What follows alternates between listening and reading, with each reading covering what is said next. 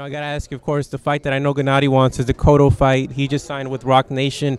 What are the possibilities of you guys working with Rock Nation and maybe trying to make that fight in the fall if possible?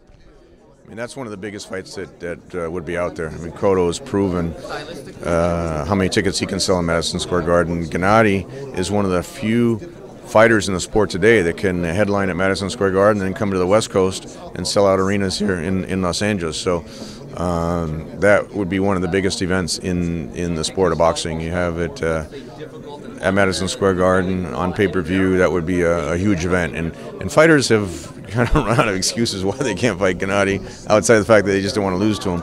You know, Gennady is become one of the most marketable boxers in the sport with his ticket sales, with the television ratings, and that would translate into a lot of pay-per-view ratings as well.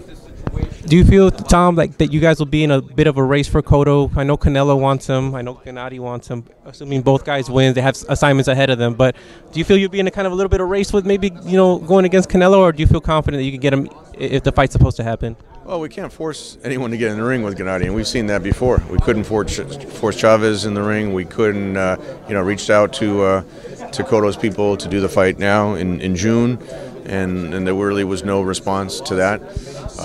So we can't force him in the ring. WC has mandated that he gets one voluntary defense and then has to fight the winner of Gennady and Monroe.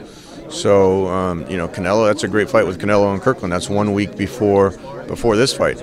So, Canelo is another great fight with Gennady. That's probably even a bigger fight than the Cotto fight, just because the demographics that Canelo brings to the table.